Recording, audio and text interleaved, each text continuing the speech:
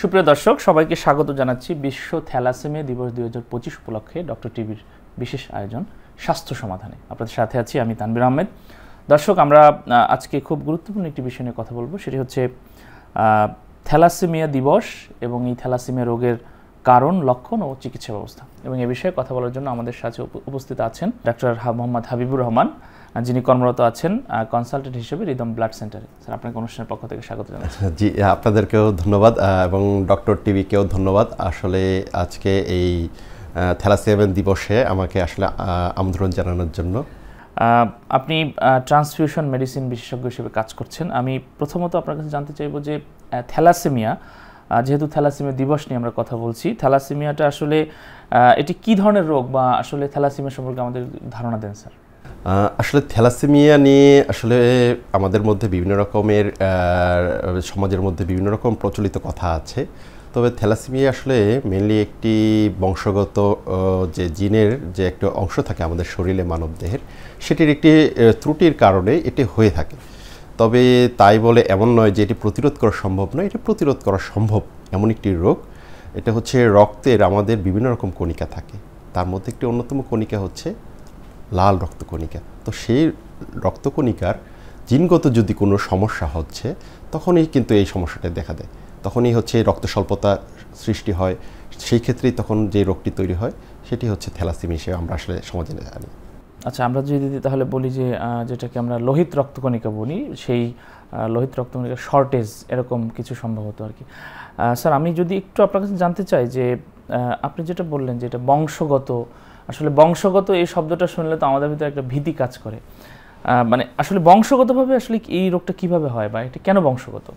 আসলে বংশগত বলতে এখানে আসলে বোঝানো হচ্ছে যে মা বাবার যদি জিনগতভাবে যে লোহিত রক্তকণিকা উৎপাদন করার যে জায়গাটা থাকে, যেটার জিনের কারণে লোহিত রক্তকণিকাটা উৎপাদিত হয়, সেই জায়গার জিনগত যদি কোনো কারণে কারো চেঞ্জ হয়, জন্মগতভাবে কারোর যদি চেঞ্জ হয়ে থাকে, সেটা থেকে কিন্তু আসলে আর কি বংশ পরম্পরা এটা হতে পারে।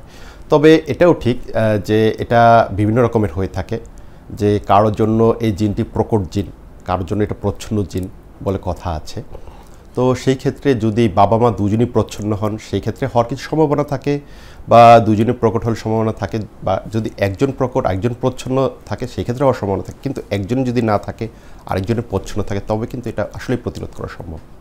তার মানে হচ্ছে যে আমরা যদি একটা ভাইস ভার্সা সিস্টেম, অর্থাৎ দুই দিক থেকেই যদি বিষয়টা প্রচ্ছন্ন থাকে, বা একদিক থেকে না থাকে একদিক থেকে থাকে, হওয়ার সম্ভাবনা বেশি থাকলেও সেটা প্রতিরোধ করা যায়, এটা একটা আশার দিক। স্যার, আমি আপনার কাছে জানতে চাইবো যে যদি বাবা মা দুজন থ্যালাসেমিয়ার বাহক হয়ে থাকেন, সেক্ষেত্রে তো অবশ্যই সন্তানের ঝুঁকি থাকে।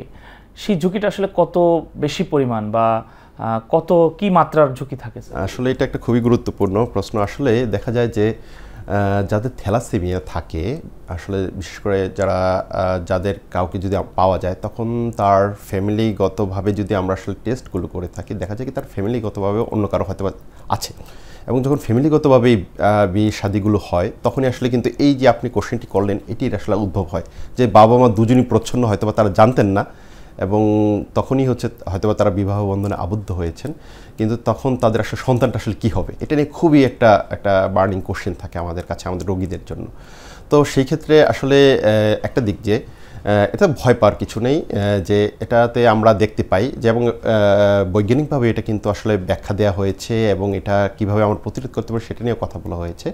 সেই ক্ষেত্রে আমরা দেখতে পাই যে বাবা মা দুজনই যদি প্রচ্ছন্ন আসলে জিনের অধিকারী হয়ে থাকেন, সেই ক্ষেত্রে হচ্ছে দেখা যায় যে 25% চান্স থাকে আসলে থ্যালাসেমিয়া হওয়ার। কিন্তু বাকি যে 75% থাকে, সেই 75%-এর মধ্যে হচ্ছে বিশাল একটি সংখ্যক কিন্তু নাই হতে পারে, বা হলেও প্রচ্ছন্ন থাকতে পারে। তাহলে কিন্তু আসলে আমরা 25%-এর জন্য আসলে হতে পারে, কিন্তু বাকিদের জন্য কিন্তু হবে না। তো সেই ক্ষেত্রে কিন্তু আসলে এটা ঝুঁকিটা কিন্তু অনেক কম। কিন্তু এটা হচ্ছে আসলে আমাদের নলেজ শেয়ারিং এর কারণে, এবং হচ্ছে কিছুটা গ্যাপ থাকার কারণে, হয়তোবা আমাদের এখন সচেতনতার জন্য, যেরকম আমাদের 8ই মেকে হচ্ছে আমরা থ্যালাসেমিয়া দিবস হিসেবে আসলে পালন করছি এবং সবাইকে সচেতন করার চেষ্টা করছি, সেটা আসলে আগে হয়তো অতভাবে ভালোভাবে ছিল না, সেই জন্য সবার একটা ভীতি কাজ করে। আমরা খুব গুরুত্বপূর্ণ তথ্য শুনলাম আপনার কাছ থেকে, যে আসলে 25%-এর কথা আপনি বললেন, তাহলে বাকি 75% আমাদের একটা আশার জায়গা আছে। স্যার থ্যালাসেমিয়া নিয়ে আমাদের দেশে অনেক ধরনের, আমি যদি বলি যে ধারণা, ভিন্ন ধারণা অনেক কিছুই আছে। একটা ধারণা এরকম আছে যে স্বামী স্ত্রীর রক্তের গ্রুপ যদি এক হয় তাহলে বাচ্চার থ্যালাসেমিয়া হওয়ার কারণ থাকতে পারে, এটা একটু যদি বলেন স্যার। জি, আসলে এটা একটা সামাজিকভাবে আসলে খুবই একটা প্রচলিত একটা কথা, যে সবাই মনে করে যে হাজব্যান্ড ওয়াইফ একই ধরনের রক্তের গ্রুপ থাকলেই বুঝিয়ে হচ্ছে থ্যালাসেমিয়া হবে। আসলে এই ধরনের কোনো আসলে সমস্যা কখনোই হয় না, যেহেতু আসলে থ্যালাসেমিয়া মেইনলি হচ্ছে কি, এটা একটা লোহিত রক্তকণিকার একটা যে জিনগত অবস্থান, এটা চেঞ্জের কারণে আসলে একটা আসছে। তো এখানে জিনগত অবস্থান চেঞ্জ করার কারণে আসলে আমাদের লোহিত রক্তকণিকার যে জীবনকাল, আসলে সাধারণত আমরা যখন ছোটোবেলা থেকে আসলে সবাই জানি লোহিত যে রক্তকণিকার জীবনকাল 120 দিন, ঠিক আছে, এটা তো আমরা সবাই জানি। কিন্তু হচ্ছে এটা কিন্তু 120 দিন যদি না সাস্টেন করে তাহলে কিন্তু আসলে তার যে কাজ, সে কাজটা কিন্তু সে শরীরে আসলে করতে পারলো না। আসলে সে যখন না করতে পারে তখনই কিন্তু আসলে সমস্যার ক্রিয়েশন হয়। কিন্তু ওই জিনের সাথে আমাদের রক্তের যে গ্রুপ এর জিন, এটা কিন্তু দুই ধরনের জিন। আমার জিনের সমস্যা হচ্ছে লোহিত রক্তকণিকার জন্য, কিন্তু আমার জিনের জন্য হচ্ছে না, যেটা হচ্ছে আমার হচ্ছে লোহিত রক্তকণিকা তৈরি করছে। আমার মনে হয় স্যার খুব গুরুত্বপূর্ণ একটা কথা, আমি মনে হয় আবার যদি একটু রিপিট করি, আপনি যেটা বললেন যে আমাদের রেড ব্লাড সেল বা লোহিত রক্তকণিকার জন্য যেই জেনেটিক্যাল ফ্যাক্টরটা আর আমার ব্লাড আইডেন্টিফিকেশনের জন্য যেই ফ্যাক্টরটা, এই দুটো ডিফারেন্ট জিনিস, এবং আমাদের গ্রামে বা আমাদের দেশে এটাকে আমরা মিলিয়ে ফেলে তারপরে এই জায়গাটা নিয়ে আসি। আমার মনে হয় যে আমাদের সাধারণ দর্শকরা এটা খুবই গুরুত্বপূর্ণ একটি তথ্য আপনারা এই কথার মাধ্যমে পাবেন। স্যার আমি যদি একটা বিষয় একটু জানতে চাই, সেটা হলো যে বারবার যে কথাটা আসছে যে স্বামী স্ত্রী বা বাবা মা দুজনে যদি বাহক হন, আচ্ছা এটা তাহলে তো বিষয়টা অনেকটা প্রি ম্যারিটারিয়াল একটা চেক আপের মধ্যে থেকে আমাদের যেতে হবে। সেক্ষেত্রে আসলে আমাদের করণীয় কি? এই যে আমরা যে বাহক হব না, সেক্ষেত্রে আমাদের করণীয় কি? আচ্ছা, এটার জন্য আসলে এখন বাংলাদেশে আসলে প্রত্যন্ত অঞ্চলগুলোতেও হচ্ছে এই আসলে আপনি এই পরীক্ষাটা করতে পারেন, এবং হচ্ছে অবশ্যই আসলে আমি বাহক কিনা বা হচ্ছে আমার জন্মগত কোনো থ্যালাসেমিয়া আছে কিনা এবং আমার শরীরে রক্তশূন্যতা আছে কিনা, এটার জন্য পরীক্ষাগুলো করা যায়। যেমন হচ্ছে আসলে আমরা কমনলি সবাই কিন্তু একটা সিবিসি নামে বা কমপ্লিট ব্লাড কাউন্ট নামে একটা খুব একটা সিম্পল একটা পরীক্ষা করতেই পারি, সব জায়গায় সম্ভব হয়, এবং গ্রামে একটা প্রত্যন্ত অঞ্চলে একটা ডায়াগনোসিস সেন্টারে এটা করতে পারে। কিন্তু সেই জিনিসটা করে অবশ্যই একজন রেজিস্টার্ড চিকিৎসকের সাথে যদি একটু পরামর্শ নেওয়া যায় যে কেন এটা হচ্ছে। কারণ সাধারণত গ্রামে গঞ্জে বা হচ্ছে আমাদের প্রত্যন্ত অঞ্চলগুলোতে দেখা যায় যদি রক্ত কারো কম হয়, তারা দেখা যাচ্ছে আসলে বিভিন্ন দোকানে গিয়ে রক্ত কম কেন হয়েছে এই জন্য বিভিন্ন রকম ভিটামিনের ওষুধ খাচ্ছে, সাময়িক হয়তো সে রিলিফ পাচ্ছে, কিন্তু সে যে আসলে যে তার রক্ত কেন কম হলো সেটা যে বের করার যে একটা আকাঙ্ক্ষা দরকার বা প্রচেষ্টা থাকা দরকার বা সচেতনতা থাকা দরকার, কেন তার বাচ্চাটার এটা হচ্ছে, কেন তার ছেলেটার হচ্ছে, কেন মেয়েটার হচ্ছে, বা কেন আমি আমার হাজব্যান্ড ওয়াইফ দুজনের রক্ত শূন্যতা হচ্ছে, সেটা সচেতনতা একটু ঘাটতি থাকার কারণে আসলে জিনিসটা হচ্ছে না।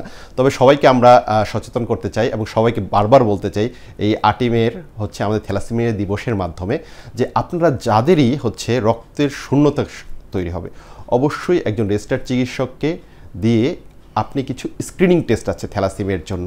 এর একটা হচ্ছে আপনার থ্যালাসেমিয়া আছে, আপনার জন্য হচ্ছে আমাদের আয়রনের আসলে জন্য হচ্ছে নাকি এটা আমার জিনগত ত্রুটির জন্য হচ্ছে, এটা আমাদের অবশ্যই একটু করে দেখতে হবে, ঠিক আছে।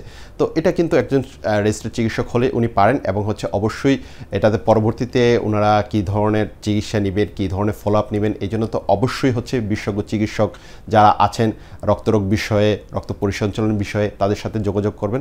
তাহলে আশা করি এটা খুব সহজে আসলে আগেই নির্ণয় করা সম্ভব এবং আগেই প্রতিরোধ করা সম্ভব। আপনার কথা যদি আমি একটু সংযুক্ত করি, সেটা হচ্ছে আপনি যেটা বললেন যে সিবিসি অর্থাৎ কমপ্লিট ব্লাড কাউন্ট, এই টেস্টটা করালে, এখন আমরা যতটুকু জানি যে সিবিসির ভিতরে অনেকগুলো কম্পোনেন্ট থাকে, আরবিসি, ডাব্লিউবিসি এরকম, তো সেক্ষেত্রে কি আসলে রোগীরা শুধুমাত্র সিবিসি করালেই এই বিষয়টা বুঝতে পারবে, নাকি ওর ভিতরে কম্পোনেন্টগুলো একটু দেখতে হবে? দেখেন, আমি কিন্তু শুধু সিবিসি বলিনি, সাথে কিন্তু বলতেছি রেজিস্টার্ড চিকিৎসকের পরামর্শও লাগবে, কারণ সিবিসি একটা শুরু মাত্র, কারণ এটা দিয়ে আমি আসলে বুঝতে পারবো আসলেই তার রক্তশূন্যতা আছে কিনা। এটা থেকে একটা ধারণা আমি আসলে পাবো যে রক্তের যে শূন্যতাটা হয়েছে তা কী জন্য আসলে রক্তশূন্যতা হয়েছে। এটা হচ্ছে আমাদের রক্তের ওইখানে যে লোহিত রক্তকণিকা নিয়ে আমি বারবার বলছিলাম, সেই লোহিত রক্তকণিকার উপাদানগুলো সেটা কী অবস্থা আছে, তার স্টেটটা কী। কারণ লোহিত রক্তকণিকা আমরা দেখি যে সিবিসির মধ্যে তার আকার আকৃতি, কী পরিমাণে সে আছে, এবং কি পরিমাণ আমাদের পুরো শরীরের পার্সেন্টেজ হিসেবে যদি আমরা শতকরা হিসাবে করি আমাদের টোটাল রক্তের ভলিউমে সে কী পরিমাণ আছে, এটা কিন্তু আমরা তখন সেটা থেকে একটা ধারণা করতে পারি যে আসলে এটা কী জন্য হচ্ছে। তো সেই ধারণা থেকে কিন্তু আমরা আসলে এটা করতে পারি, একটা প্রাথমিক ধারণা নিব। পরবর্তীতে আপনি যেটা বললেন যে আয়রন যে টেস্ট আয়রন বা হচ্ছে এটা ইলেকট্রোফরেসিস নামে একটা এইচবি ইলেকট্রোফরেসিস আছে, সেটা দিয়ে আসলে আমরা কনফার্ম করতে পারি। তবে তার জন্য অবশ্যই হচ্ছে একজন আসলে বিশেষজ্ঞ চিকিৎসকের পরামর্শ নেওয়া উচিত। অসংখ্য ধন্যবাদ। আমার মনে হয় যে আমাদের দর্শকরা এই টেস্টগুলো আপনি যেটা বললেন একেবারে একাডেমিক আলোচনা, তারপর অনেক বেশি উপকৃত বা লাভবান হবে। স্যার আমরা যদি একটু লক্ষণের দিকে চলে যাই, আসলে থ্যালাসেমিয়ার সাধারণ লক্ষণগুলো কি ধরনের হয় বা কোন বয়সে লক্ষণগুলো বেশি দেখা দেয় যদি একটু বলেন। আচ্ছা, থ্যালাসেমিয়ার লক্ষণগুলো আসলে মেইনলি হচ্ছে যে ছোট বয়স থেকে আসলে আসতে থাকে। তবে থ্যালাসেমিয়া আমাদের আসলে কিন্তু দুই ধরনের আসলে থ্যালাসেমিয়া আছে। একটাকে আমরা বলি আলফা থ্যালাসেমিয়া, আরেকটা হচ্ছে বিটা থ্যালাসেমিয়া। আসলে এটা হচ্ছে কি আমাদের শরীরের আর কি কিছু প্রোটিন আছে, প্রোটিন নেচারের উপর বেস করে আসলে থ্যালাসেমিয়াটাকে আমরা ভাগ করি আলফা থ্যালাসেমিয়া, বিটা থ্যালাসেমিয়া। তবে হচ্ছে ওইখানে আবার থ্যালাসেমিয়াগুলোর হচ্ছে দুই ধরনের আর কি, আবার আলফা বিটার মধ্যেও হয়।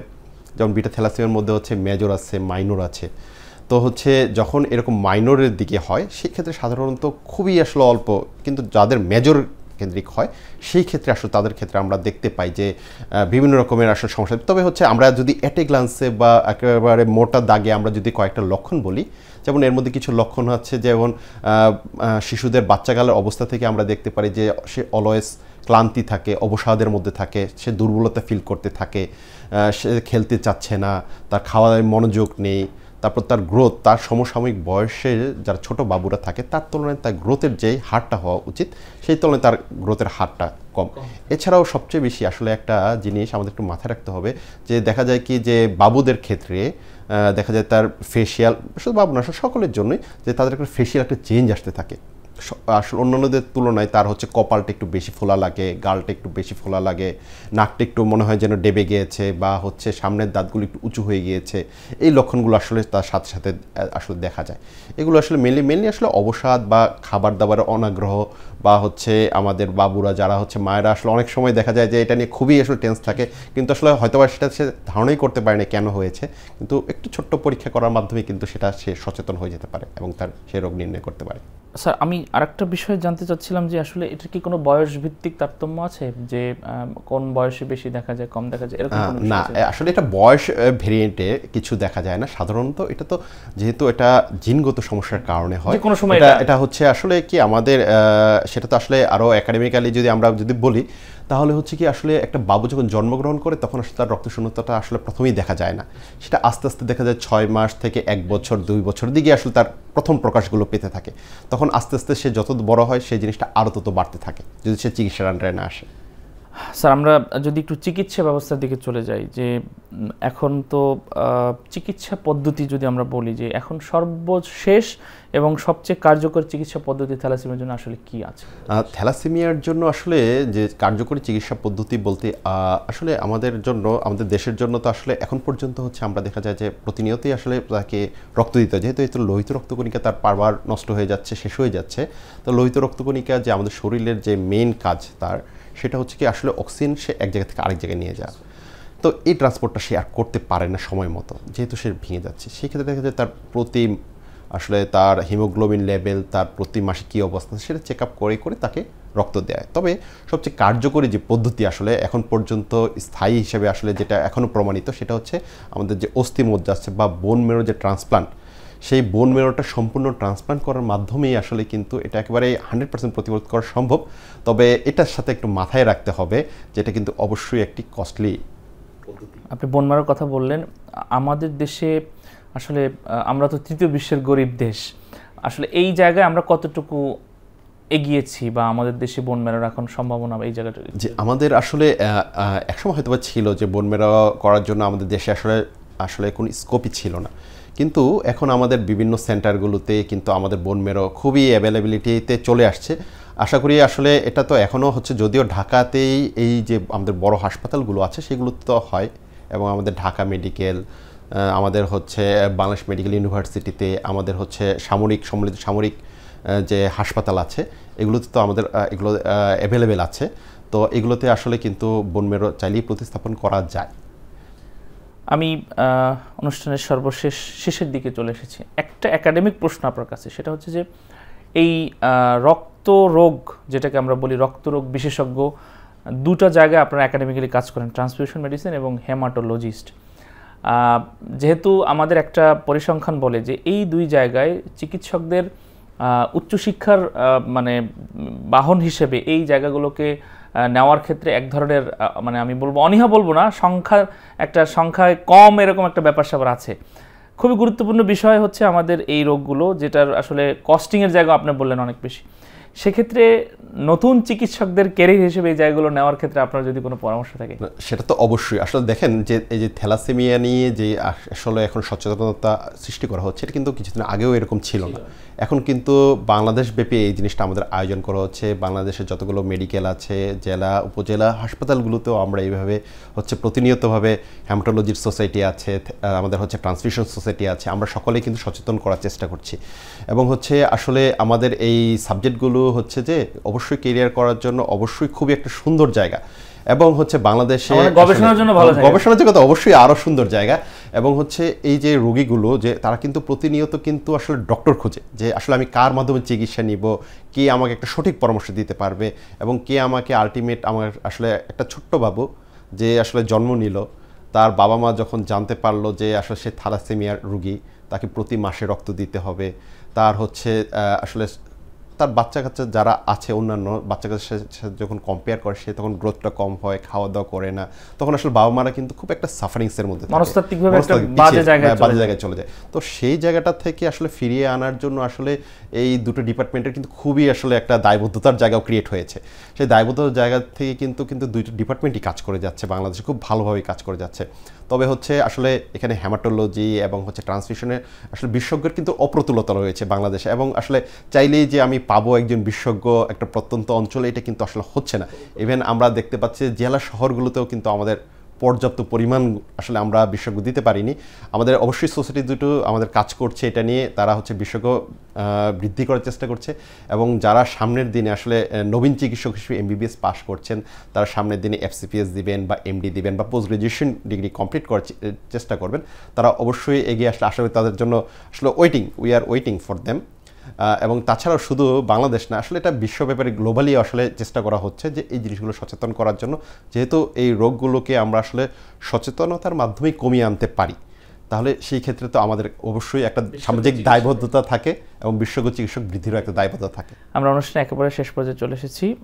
আমরা অনেকগুলো বিষয় নিয়ে কথা বললাম, থ্যালাসেমিয়া দিবস নিয়ে কথা হলো, এবং এটার কারণ, লক্ষণ, প্রতিকার, অনেক কিছুই আপনি কাজ করছেন। আমি সর্বশেষ আমাদের সাধারণ দর্শকদের উদ্দেশ্যে আপনার পক্ষ থেকে যদি পরামর্শ বা সচেতনতামূলক কোনো কথা আপনার পক্ষ থেকে থাকে। জি, আসলে যে সামনের যে আমাদের দিনগুলো আসছে, সামনের দিনগুলো কিন্তু গ্লোবালি অনেক চ্যালেঞ্জিং দিন, এবং হচ্ছে এখন কিন্তু একসময় ছিল সবাই নলেজ পাওয়ার জন্য আসলে পেপার পত্রিকা কখন তার হাতে আসবে সেটার মাধ্যমে আসলে জানতে পারত, কিন্তু এখন কিন্তু আমাদের কিন্তু মোবাইলের মধ্যে আমাদের চলে এসেছে, এবং প্রত্যন্ত অঞ্চলগুলোতেও কিন্তু তা ছড়িয়ে পড়েছে। এখন সচেতন হওয়ার সময় এসেছে বাংলাদেশের জন্য। বাংলাদেশ কিন্তু গ্লোবালি এখন আইটি দিক থেকে অনেক উন্নতিতে চলে গিয়েছে। তো সেই দিক থেকে আমরা যদি আমাদের এই ইনফরমেশনগুলো সবার কাছে আসলে দিতে পারি, এবং হচ্ছে বিশেষ করে যারা সামনের দিনে আসলে বাবা মারা আসছেন বা যারা হচ্ছে সামনের দিনে বিবাহ করবেন, তারা অবশ্যই তাদের জিনিসগুলোকে ক্লিয়ার রাখতে হবে যে তার থ্যালাসেমিয়া নিজের আছে কিনা, বা হচ্ছে তার হচ্ছে সামনের অনাগত যে ভবিষ্যতের বাবুটি আসবে তার থ্যালাসেমিয়া হতে পারে কিনা। কারণ এটি এমন একটি আসলে রোগ যেটা হচ্ছে আপনার যদি থাকে সেটা থেকে তার পরবর্তী বাচ্চা কাচ্চা আসতেই পারে, কিন্তু তার একটু সচেতনতার মাধ্যমেই কিন্তু সেটা প্রিভেনশন করা সম্ভব, এটাকে প্রতিরোধ করা আসলেই সম্ভব, এবং 100% প্রতিরোধ করা সম্ভব। তো সেই জায়গাটায় আসলে ক্রিয়েশন করার জন্য আমাদের যারা এখন সামনের দিকে নতুন দম্পতি হয়েছেন, বা সামনের দিনে যারা বিবাহের আসল প্রস্তুতি নিয়েছেন, বা যারা হচ্ছে সামনের দিনে হচ্ছে বাচ্চা নিয়ে চেষ্টা করছেন, সেই সকল দর্শকদের আমি অবশ্যই জানাবো যে আসলে আপনারা অবশ্যই হচ্ছে আপনাদের বাচ্চা নেওয়ার পূর্বে, আপনাদের বিবাহের পূর্বে আপনারা অবশ্যই আপনাদের স্ক্রিনিং টেস্টটি করিয়ে নেবেন আপনাদের থ্যালাসেমিয়া আছে কিনা, এবং পারিবারিক বিবাহের ক্ষেত্রে অবশ্যই এটি আপনারা করবেন। এবং হচ্ছে সামনের দিনে আমরাও চাচ্ছি যে বিবাহের আগে একটা স্ক্রিনিং টেস্ট থ্যালাসেমিয়া আছে কিনা এটা বাধ্যতামূলক করা হোক, অর্থাৎ প্রিমেরিটাল টেস্টের মধ্যে এটা ইনক্লুড করা। যেন হচ্ছে এই টেস্টটা করার মাধ্যমে আপনারা যেন সচেতন হতে পারেন এবং সামনের দিনে যেন যেটা প্রতিরোধ করার মতো রোগ যেটা আমাদের সচেতনতার মাধ্যমে আমরা প্রতিরোধ করতে পারি, আমাদের সচেতন বাংলাদেশের নাগরিকদের জন্য সবাইকে সচেতন করার জন্য আমাদের এই দিবসটি পালন করছি এবং আপনারা আমাদের সাথে এটি ইনক্লুড হবেন। আশা করি সামনের দিন আপনার সচেতনতা এবং হচ্ছে বাংলাদেশের 16 কোটি মানুষের যে সচেতনতা, সেই সচেতনতার মাধ্যমে এই রোগটাকে 0% আমরা নামিয়ে আনতে পারবো ইনশাল্লাহ। ডক্টর হাবিবুর রহমান, আপনাকে অসংখ্য ধন্যবাদ জানাচ্ছি। আমরা ভবিষ্যতে আরও কোনো বিষয় নিয়ে আপনার সাথে কথা বলবো। জি ধন্যবাদ আপনাদেরকেও, ডক্টর শ্রীকে অসংখ্য ধন্যবাদ। প্রিয় দর্শক, আমরা কথা বলছিলাম বিশ্ব থ্যালাসেমিয়া দিবস, থ্যালাসেমিয়া রোগের কারণ, লক্ষণ, চিকিৎসা নিয়ে অনেকগুলো কথা, অনেকগুলো গুরুত্বপূর্ণ বিষয়ে আলোচনা হলো। আমাদের সম্মানিত চিকিৎসক একটি মারাত্মক এবং গুরুত্বপূর্ণ কথা বলেছেন, সেটা হচ্ছে সচেতনতা। এবং যারা নবদম্পতি বা যারা বিবাহিত দম্পতি হতে যাচ্ছেন তাদের ক্ষেত্রে কিন্তু এই সচেতনতাই পারে একটা সুন্দর ভবিষ্যৎ প্রজন্ম ক্রিয়েট করতে, যেখানে আমাদের কোনো থ্যালাসেমিয়া নিয়ে কোনো চিন্তা থাকবে না এবং থ্যালাসেমিয়াকে আমরা 0% নামিয়ে নিয়ে আসতে পারবো। ভবিষ্যতে আরও কোনো বিষয় নিয়ে কথা হবে। ততক্ষণ পর্যন্ত ভালো থাকুন, সুস্থ থাকুন, ডক্টর টিভির সাথেই থাকুন।